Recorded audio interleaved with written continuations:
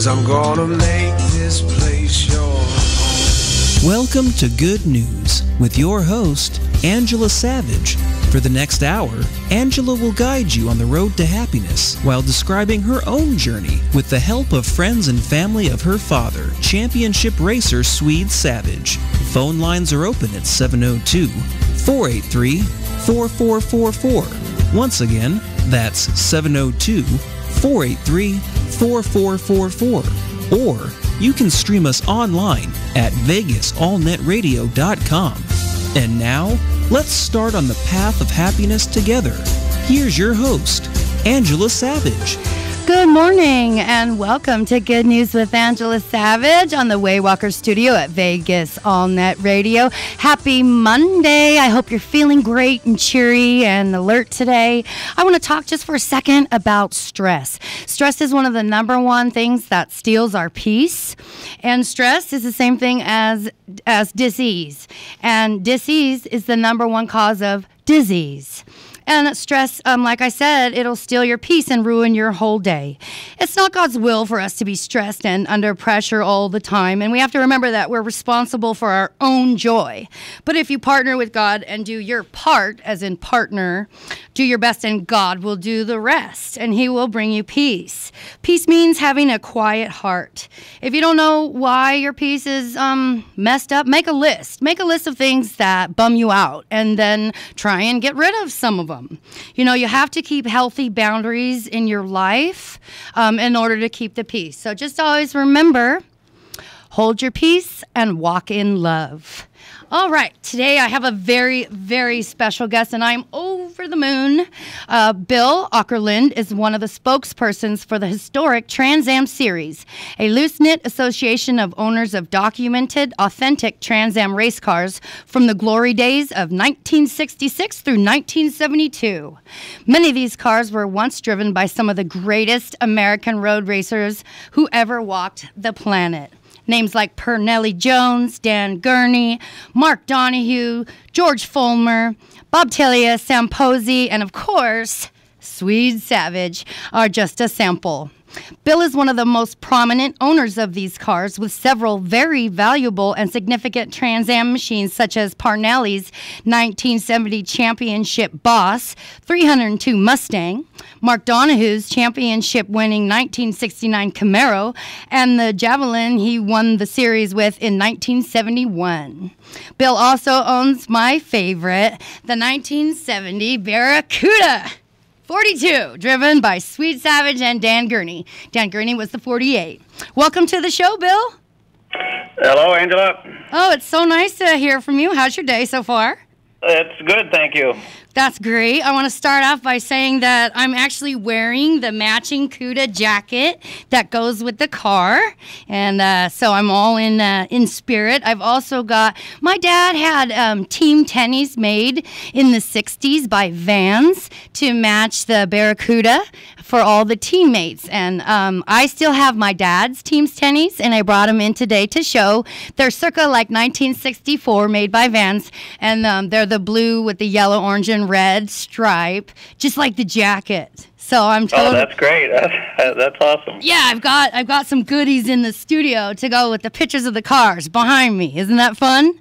That's perfect. Yeah, I like it. Yeah, I have to admit, just having my dad's jacket on kind of puts me on fire. I mean, that pun intended, I guess, right? But I mean, it feels so good just to have my dad's jacket on. It feels like a big hug. Awesome. Let's see. Your group. Oh, wait. Well, what would you like to talk about first? Well, this is the 50th anniversary of the Trans Am series, which began in 1966, and our historic Trans Am group is doing a series of races around the country this year that start actually this weekend at Sebring International Raceway. And we'll go to Sonoma in June and Laguna Seca in August. And we will be at Lime Rock and Watkins Glen, New York in September. So we're really looking forward to covering some of the tracks that the cars raced on back in the day and celebrating the 50th anniversary of Trans Am. Wow, sounds like you've really got a hold on the history, and I know that I speak for myself and everyone else. Thank you for preserving such a beautiful part of history in such in the awesome way that you do. Historic Trans Am sounds like such a terrific idea. Why did your group focus on the 1966 to the 1972 era? Well, 1966 was the beginning of the series when the SCCA decided to make a professional series for sedan race cars in the U.S., and it started out at a period of time when the Mustang, which was introduced in 1964, sales had started to skyrocket of the Mustang, which led to the Camaro and the Firebird and the Barracuda and the Challenger and the Cougar and the Javelin all following. So the initial 66 was the start, and then the series progressed over the years, continuing to build support and fan, enjoying the series. So in 69 and 70 really were probably the years that most people consider the best years for Trans Am. Many consider 70 kind of the climax of the series. And then after 1970, the series started to lose some of its support amongst the factories financially. So by the end of 72, the factory support was all gone, and the series took really a downturn after that with all the changes with cars and that pony car sales dropping. So 66 through 72 are really the years that we think are the best years of Trans Am. Yeah, it's just so wonderful to know that they're still out running. So this is the 50th anniversary of Trans Am. This must be a particularly exciting time for your group. Can you talk about that? Yes, it is. And normally we don't start the season this early. We'll normally start in May, but this year we're starting, as I mentioned, next weekend at Sebring International Raceway, which was where the very first Trans Am race was held in 1966. So we're excited to do that.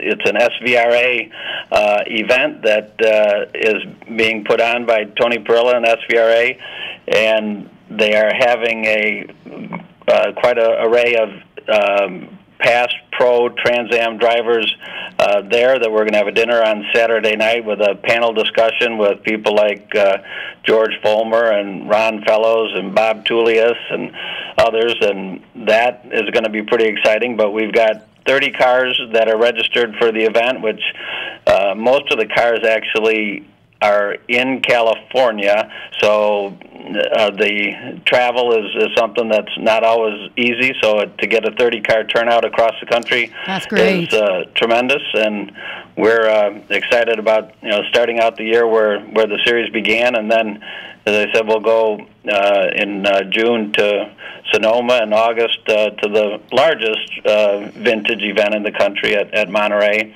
and then finish up at Lime Rock and Watkins Glen, which were tremendous tracks where the cars raced in the day. And I mean, these cars raced on the most beautiful road courses in the country back then, and we really like to run those same road courses when we can. Wow, that is just so exciting. I understand that the core ethic of your group is to stress authenticity.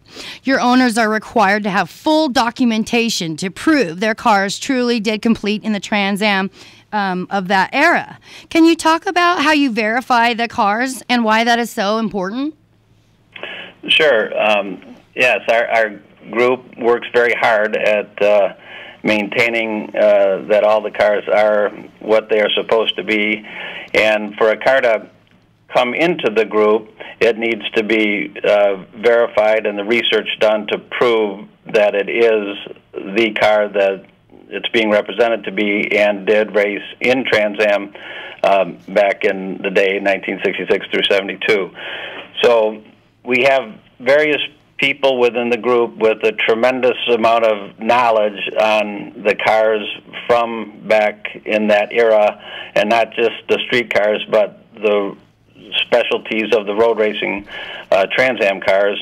And so we'll have, if it's a Chevrolet Camaro, there's individuals that are extremely knowledgeable that will be the ones that will help to verify that particular car. Or a Boss Mustang, it would be a different individual. But we have enough knowledge, and we need to have proof as best as we can as possible that the car is what it's supposed to be, because these don't just pop up out of nowhere. There needs to be some history and be able to track that car, and then certain pieces on the cars are very helpful in identifying what they are. And what's interesting today too is the amount of photographs, because of the internet, that have come out over the years that we would not have maybe seen as much as we do today, really can be helpful in identifying the specific details of a car.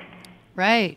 I hear some of your cars are worth over $1 million or even more than that. Aren't you worried about taking them out on the track and actually racing them? What kind of nerves go through your body when you see your babies out there on the run?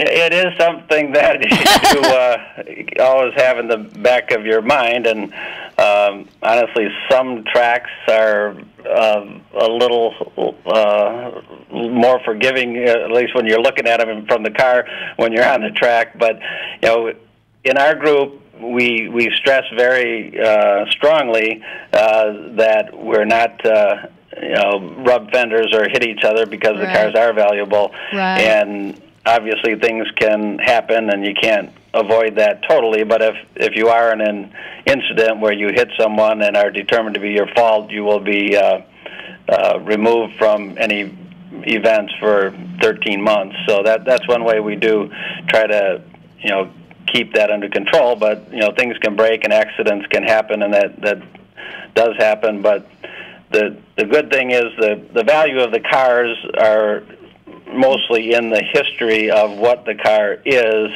and a fender for a Camaro is still a fender for a Camaro, but you can definitely repair them, but it's something that we do try to keep absolutely in check. So what actions do you take to penalize someone who gets too enthusiastic and creates an issue? Like if somebody has an accident and it's a legitimate accident, do they still get suspended for a year? No, not if it's not their fault. Right. Okay. So if it's clearly someone's fault, that's when that rule comes into effect. Okay, good. That makes a lot of sense. Your group must have a culture of mutual respect. How do you foster that so everyone takes care of one another? In vintage racing, there are a lot of different groups and different organizations that do put on events. And I have to tell you, I race multiple classes of vintage racing, and the Historic Trans Am group is unique in that it is truly like a family or a real close group of friends. So when we go to the track, we generally stay in the same hotel or close by, or we will have dinners together. The people who are near each other geographically will see each other at other events and do things, but we'll have driver meetings that will talk about how we're going to do things the right way and keep everything from getting out of hand. So it's a camaraderie that is unique amongst vintage racing, in my opinion. And we even have a photographer that comes and photographs each of our events and documents them for us to go back and look at and for other people to see. And that is something that is pretty unique also amongst, I don't know of any other group that does that. I like hearing that you you like to stay in the same place and have dinners together. And so it's really it's a friendly thing all the way through. Everyone knows that the racing community is some of the most awesome people that you'll ever meet. So I think that's nice to know that that's kind of flows over into your scene, and you're all friends and a mutual respect. That just makes things more peaceful and more enjoyable, I think. Yeah, definitely. Like I said, at least one night for every race weekend, we'll all go to the same place and have dinner, and it's just as much fun as the racing sometimes. Oh, I love that. I love that. I understand Historic Trans Am does not award competition trophies, but you do have a Spirit of Historic Trans Am prize with the Roy Woods Memorial Trophy. What are you trying to accomplish with that award? Yeah, that was a trophy that was presented to the group by ex-Trans Am champion George Fulmer, who was also one of the best all-around drivers ever to come out of the United States in a wide variety of racing. And George drove for Roy Woods, so he presented it to the group, and it's a really a nice trophy. And the group gives it to the individual each year that most exemplifies the spirit and the camaraderie of our historic Trans Am group. And this past year it was given to Ken Adams, who drives a 1969 Ford Boss Mustang in historic Trans Am. Nice. I did get to meet George Fulmer once. What a great guy. Just seemed like a really nice guy. And I've always had a thing for Mustangs. My sister had a classic Mustang, Shelly Savage, and she would always come tearing around the corner after school, so you always knew when she was coming in that Mustang. What do you do to encourage fans to enjoy your cars and learn about them when they visit the racetrack? We generally... we will pit almost all the cars in the same area, so they're on display as a group as best we can. And we will have pit boards for the cars that explains the history of the car, so people can, understand the differences and what that car did in the day. And then we encourage, especially kids that come by that want to get in the car and sit in them and take their pictures in them. So we love to do that, have them participate in that way. And the one neat thing that SVRA does also is they print hero cards about that has each car on them and a description of the car, and they give those to us to hand out to kids that want to collect cards of all the cars, and that's a fun thing too. So we try to. And we got to get those kids involved. They're the next generation. So we really got to put the fire under their feet so we can keep this going. And that's just the way to do it. I'm so glad you're not afraid to let them climb in and get their picture taken, because that's that extra step that really can rock a child's world, And some of my favorite pictures of famous race car drivers are the ones when they're signing autographs for the kids. And if you look at the kid's face, they're looking up at their hero. And just the look on their face, is so priceless to me. Gosh, you really need to have the official CUDA jacket and Team Tennies on the scene with the 42 car. I totally agree. I would love to, maybe you can send me a picture, but that is another thing we do try to do. On Saturday, probably either Saturday or Sunday at Sebring, we will have those who have the right stuff to dress in period, whether it be with the team clothing that matched your car back in the day or other 70s type apparel.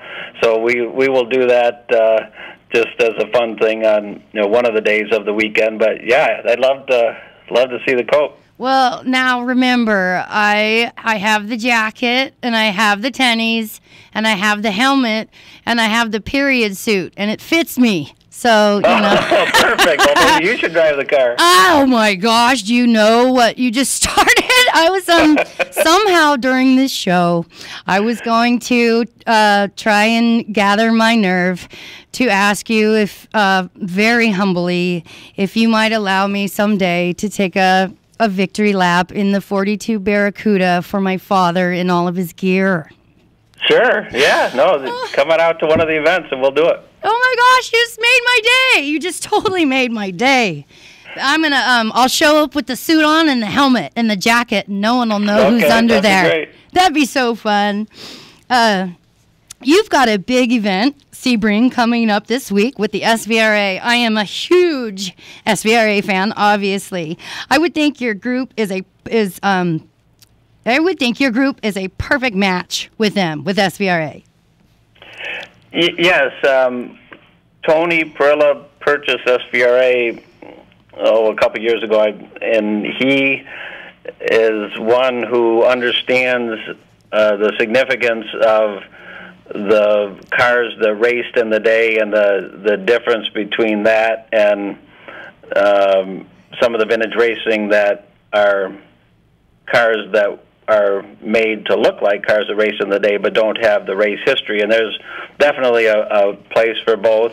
But when we race the historic Trans Am cars, we will only run with our own group. We're not going to run with cars that are not cars with the Trans Am race history in their past. So that is something that Tony totally agrees with, and he's trying to bring more of that into other classes within SVRA and vintage racing, and I think he's doing a tremendous job. And he has races that cover the whole country geographically in all classes of cars, and is trying to bring vintage racing to a new level in the U.S. and more like it is in Europe, which can have crowds of 100,000 plus. Right, and that's what, that is so doable here. All we hear, not all we hear, but we hear so often that race fans really crave that nostalgic feeling of the golden days, and so keeping these cars, it's like Le Louvre on wheels. It's all this wonderful art that needs to be preserved, and in order for the knockoffs or the newer cars made to look like older cars, in order for them to have any value or anything cool, you got to have the original setting the bar up here. You know what I mean? So I just think it's so wonderful that people care about these cars so much to keep them. It's history. This is art, and this is something that we cannot let go. We can't slip by us, and we've got to find new fun ways like this events that you're putting on to get the kids involved, to get these whole new generations of kids, on the track. Yeah, definitely. And these particular cars are definitely a crowd favorite at vintage race events. There's especially people from my era obviously can relate to them well, but we want the younger generation people, to enjoy them and learn about them and be the next caretakers of them. And but I tell you, when we're at an event and we come around for the first lap, almost everybody is on their feet. So I can almost feel it. It's quite a neat thing to see. My dad never thought that the Indy 500 was a place for kids because of, all horrible things that can happen, and it's really a big boy sport. Something that's so cool about the SVRA is that it seems to me, anyway, to be a lot more family-oriented. Like we're talking about, you can bring your wife, you can bring your mother-in-law, you can bring your kids, and they can bring their kids, So that's such a great way to fill up the seats, for one thing, and to get them, the younger generation, involved. And I think family-orientated sports events are great, because sports is just a really good way to teach your children sportsmanship and that sort of thing. So I think it's nice that you're also thinking about the family, not just, a guy's sport, the whole family, something for everyone to do. Yep. No, we really do, and I have two daughters that come to the track and a son, and that it's more fun to have them there than be there, without them. So it's great. Well, and you get to show them, look, this is what we did back in the day, and then they'll get all excited. I need to take a quick break. I hope you don't mind waiting for just a few moments while I take a break. No problem. Okay, thank you. Remembering that you're listening to Good News with Angela Savage. I'll be right back.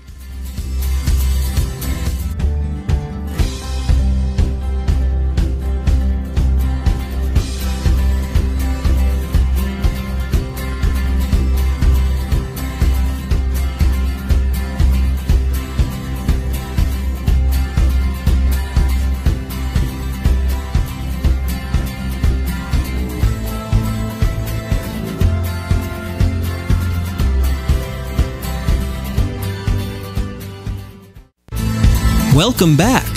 Let's get back on the path to happiness. Once again, here's Angela Savage.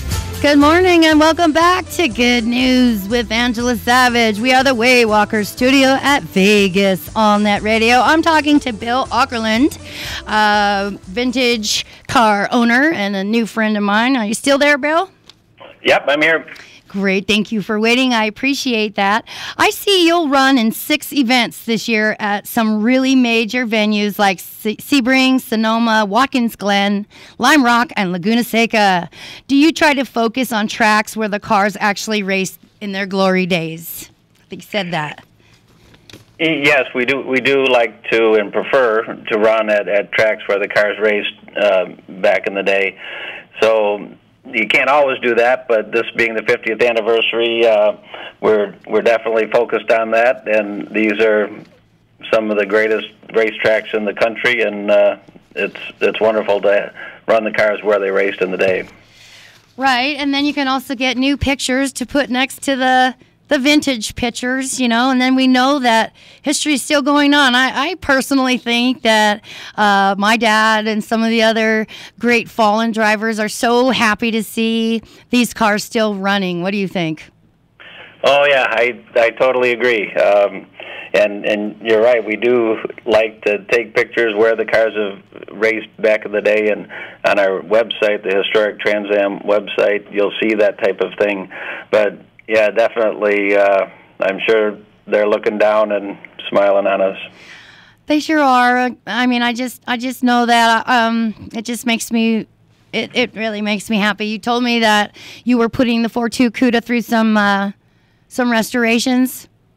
Yep, there's a few things that we've been working on over the winter to try to make it as perfect as possible as it originally was back in 1970, and that is progressing nicely. So we're getting close, and I'm not going to race it at Sebring this weekend, but it will be at Sebring on display, and then it is going to the Amelia Island Concours.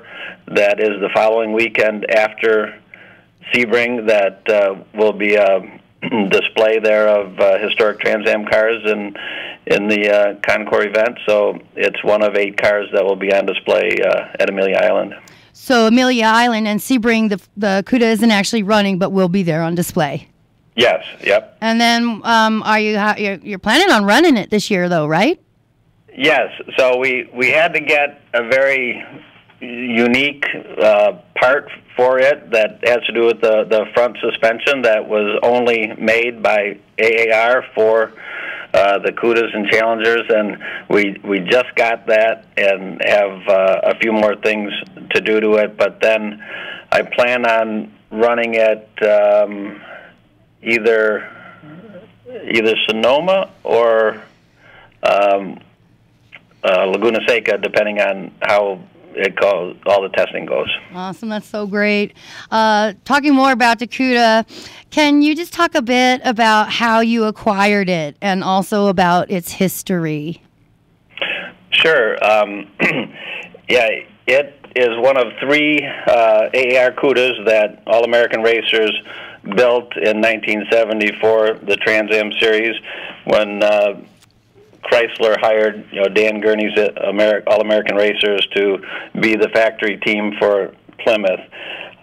This is the first one built, and it was driven by Dan Gurney and Sweet in the preseason testing, and then in the first 2 races it was driven by Dan Gurney, and then the remainder of the races it was driven by your dad Swede. And it came with the documentation when I bought it that was all the original books and records that Bob Tarozzi, who was the team manager for AAR, where he documented the entire process from their very first meetings discussing how they were going to build the Trans Am cars, all the way through testing, the races, the end of the season, the blueprints on how to build the car. It's the most complete documentation I have ever seen on any car, not wow. just a Trans Am car. I have cars with lots of documentation, but this has the most. It's absolutely incredible. So that's pretty neat. Absolutely. That all that is with it, and I purchased it a couple years ago from a fellow that had raced it in historic Trans Am racing for a number of years, and he had purchased it from another fellow that had it. But if you go back to after the Trans Am 1970 Trans Am season ended, this particular car was sold to Goodyear and was used by Goodyear for some displays and testing, and then just sat for years and years, which was good because it wasn't ever tried to be reconfigured with modifications for any other race series, which is nice. It was left intact in that regard. So an individual had found it and bought it, and then started preparing it for historic Trans Am racing. So it's really it's the CUDA that ran more races and attained more points in the 1970 series than any of the other cars. One of the other three cars was destroyed in an accident, and then the third car still exists also, and that's owned by Craig Jackson. Well, not to mention that I might have a biased opinion, but isn't it one of the most beautiful historical race cars? Yeah, it absolutely is. I mean, with the colors and the vibe and the Hot Wheels and everything. I mean, it's just the most beautiful historical race car that I mean, I just love it. Of course, I'm biased, but I think other people feel the same way. The rainbow stripes and all the history. It's just awesome. It's as awesome as it gets. Yes, no, it is. It's a beautiful looking car, and what's also neat is there are only two CUDAs. In our group, the biggest number of cars are Mustangs or Camaros, and there's only two CUDAs, and they really stand out, and people love to see them, and it's one of the best looking cars out there, like you said. It sure is, the showstopper. It's obviously great that AAR is still around to make that part that you needed, right? If AAR hadn't been still manufacturing parts, would you have been able to find that part and get this car back rolling? Well, actually, they're not still around to make the part, and what we just lucky and found one that existed that one of the previous owners of the car still had in the original spare parts that came with the car when it was purchased from AAR and then went to Goodyear. So it was really lucky to be able to find that, because if we have to make these from scratch, it will be hard to do. Yeah, sounds really lucky, but to me, I'm thinking, yeah, this car was meant to be on the road, so something's always gonna come through for you to make sure that thing keeps running, and all the other ones too. I mean, it's interesting to it all can come down to one part sometimes, and they don't make these cars anymore. So, just the fact that that one part was somewhere in someone's tool bag or whatever, this the extra stuff you get with a car, it's not really a coincidence. I think that was Godspeed right there, making sure you had what you needed. Yep, no, it is. It's really great that we were able to find it, and at times, and we've had some parts made for other cars, but that's usually when there's 10 of us that all have a similar car that can use the same part. But like I said, with only two CUDAs, there aren't too many places to get help in making one. Well, that's so cool. Do you have any Swede Savage stories that you've picked up over the years that you'd share with me? I don't have any first-hand stories that are probably not already been heard, but one thing that has occurred to me a few times with this car and the history and Swede driving it is, a lot of people, because the CUDAs finished 5th in the championship, didn't think that they were maybe as competitive back in the day as they were, and they have never really looked in detail at the results. And if you think about it, this was a brand new team that didn't start building the car until the fall of 1969, and had to go from start to finish of building a full race team with cars, in a few months. And the effort that was put into that was tremendous. But when this car started the season, and in the first 6 races that it ran, Swede got the pole 3 times. He qualified second another time, and fourth the first time out. So to get 3 poles and a second in 5 out of the 6 outings against the greatest drivers that there were in America at that point, Parnelli and George and Mark Donohue and on down the list, is pretty phenomenal in a car that was brand new. And it was only because the Chrysler support started to fade during the year, and then Dan Gurney quit driving the other car, and Swede drove the remainder of the season in one car. If Chrysler had continued to support them, I firmly believe they would have been running for the championship, certainly in 1971.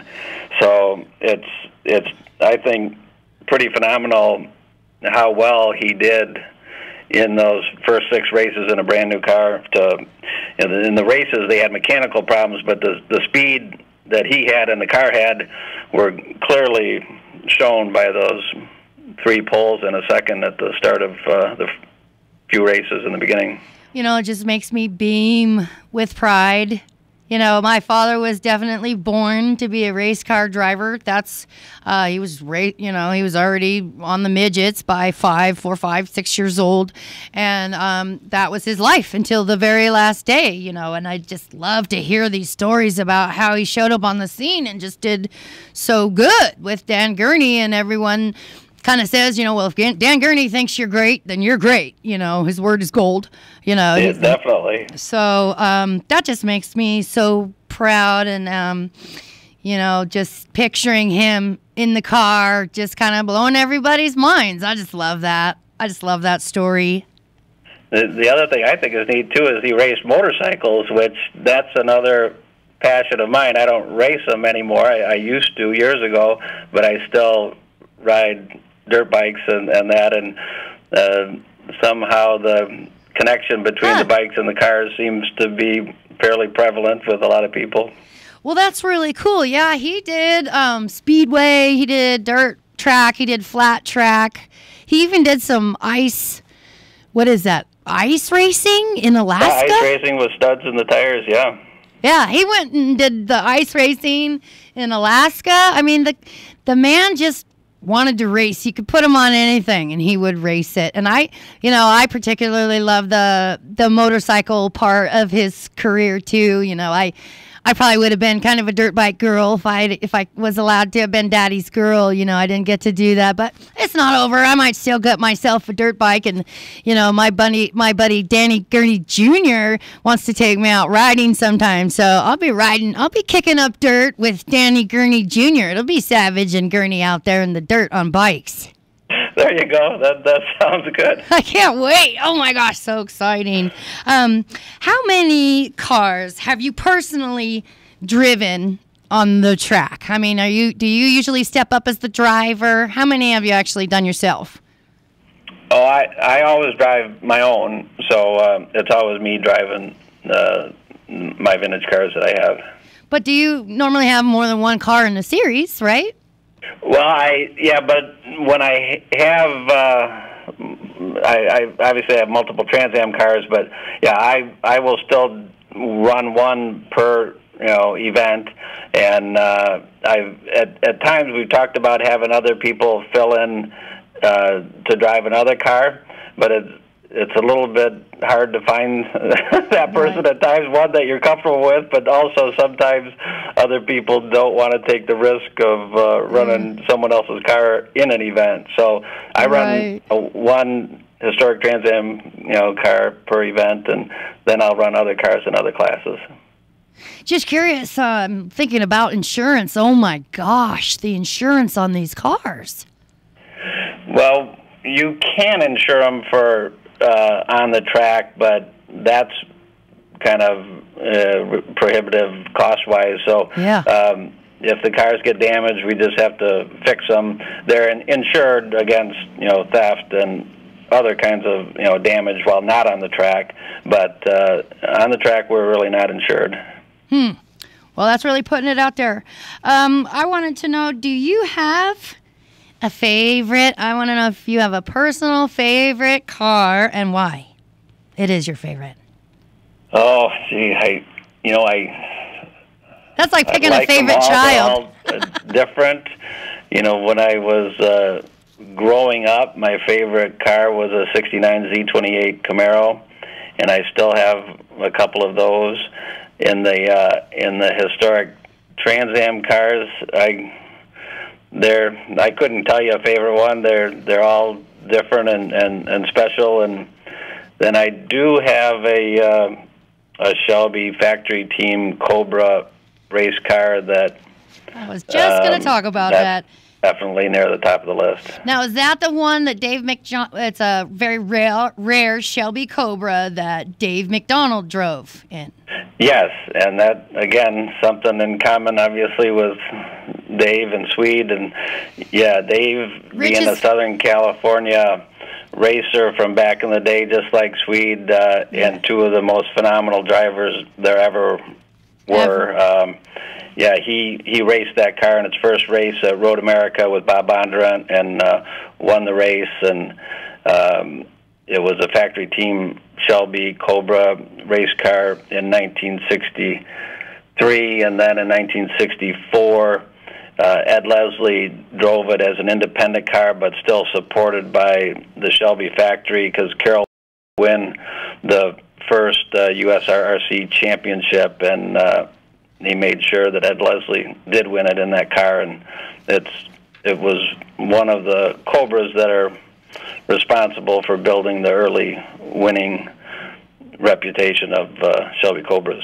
Well, I mean, you can imagine that I have a real spiritual soul connection with Rich, and even his mom. And, my whole life I really thought that I had this badge of tragedy that nobody else could understand. So when I finally got the nerve to put myself back in this life, and I'm meeting the children of the other fatal car wrecks, it's not comforting. Maybe that's not the right word to say, but it's nice to know that I'm not in this alone, and that I do have brothers and sisters in the racing community that have suffered the same things as I have, and it's nice to watch them how they handle it, how they grow, and that sort of thing. Yeah, Rich is a great guy, and I could see how that would be good for you all to connect. And yeah, I'm going to the 100th running of the 500 in Indy. Are you gonna go this year? Oh, really? No, I'm not going to be able to go this year, but that'll be fantastic. Yeah, Rich is going. His mom decided to go with him, which is a really she hasn't been back since 1964, so that really shows how courageous she is. She's going to go and stand next to her son and Eddie Jr., and we're all going to take a picture together, showing that even though we're the children of the fatalities of this sport, we still love and support the sport, and we're here to get the new generation going too. Wow, that will be something. That's great. Yeah, I can't wait for that too. Well, we're starting to get to the end of our show here. This has been really, really fun. Is there anything else that you wanted to talk about before we have to finish? I really appreciate you having me on, and look forward to seeing you out at the track and getting you in the CUDA.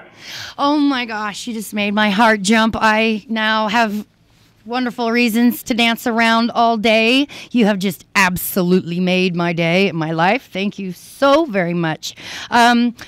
Part of my show is about overcoming difficulties in life. Have you ever had a time in your life where you felt depressed or hopeless, frustrated?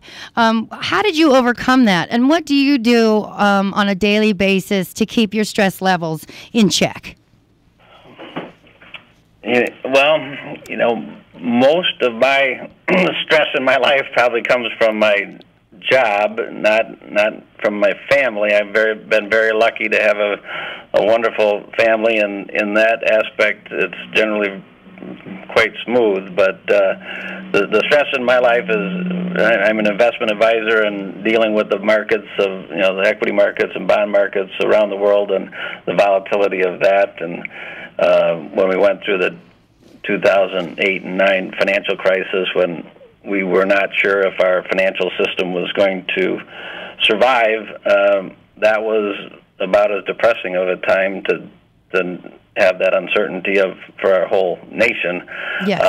So luckily, obviously, we all made it through that. There's still repercussions today in the financial markets from that, right. But that wasn't anything I did to change it, but I just try to keep a level head and even-tempered and cool as you can, and look at the reasons why things are happening. And if you can analyze why it is and understand why it is and know what to do, then that's better off than doing something that's irrational. So right. you just try to keep as level-headed as you can. That's how we stay in the zone. We got to hold our peace and walk in love. I like to ask my guests what their favorite song is so I can play it for them at the end of the show. However, I picked the song this week because I just thought it was the most perfect song. It's always been one of my favorite songs, and I'm going to play it for you now. I want to thank you again from the bottom of my heart for coming on the show today. Just terribly exciting. I can't wait to meet you in person, sooner the better. And I'm going to go ahead and play a song by Tracy Chapman called Fast Car for you. And I'd like to thank my listeners again for tuning in to Good News with Angela Savage on Vegas All Net Radio. Please like my Facebook page, Good News with Angela Savage, and follow me on Twitter at Savage42 Inc. So with no further ado, I'm going to go ahead and play for you Fast Car by Tracy Chapman.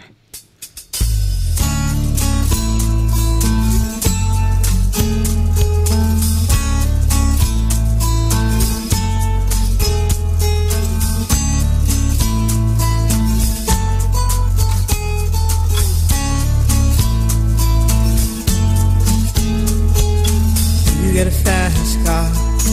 I want a ticket to anywhere. Maybe we make a deal. Maybe together we can get somewhere. Any place is better. Starting from zero, got nothing to lose. Maybe we'll make something. Me, myself, I got nothing to prove.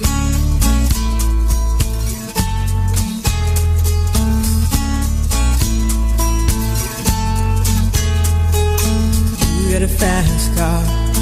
I got a plan to get us out of here. Been working at the convenience store. Managed to save just a little bit of money. Won't have to drive too far. Just cross the border and into the city. You and I can both get jobs and finally see what it means to be living.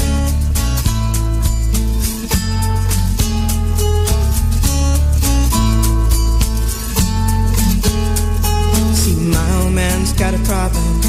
Yeah, with the bottle, that's the way it is. He says his body's too old for working. His body's too young to look like his. My mama went off and left him. She wanted more from life than he could give. I said, somebody's got to take care of him. So I quit school and that's what I did.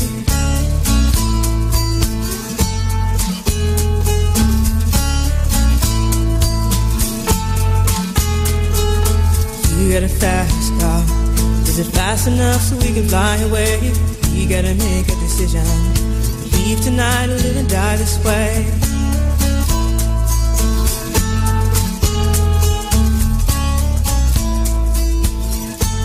So I remember when we were driving in your car.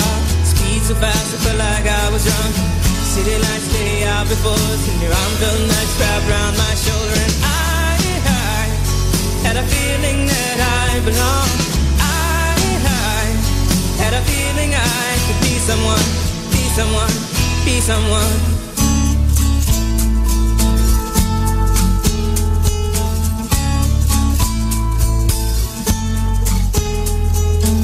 You got a fast car. We go cruise and entertain ourselves. Still ain't got a job. Now work in the market as a checkout girl. I know things will get better. You'll find work and I'll get promoted. We'll move out of the shelter, buy a bigger house and live in the suburbs.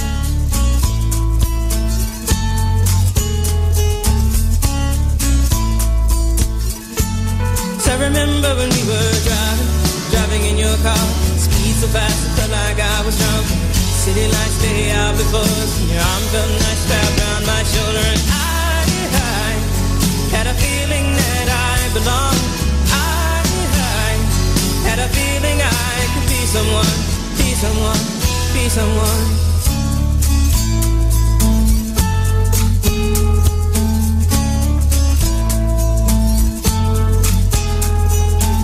You got a fast car.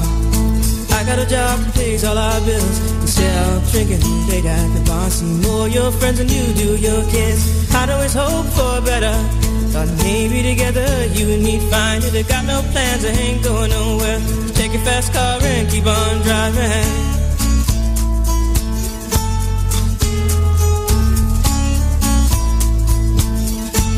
So I remember when we were driving in your car. Speed so fast, I felt like I was drunk. City lights lay out before us, and your arm felt nice wrapped around my shoulder. And I had a feeling that I belonged. I had a feeling I could be someone, be someone, be someone.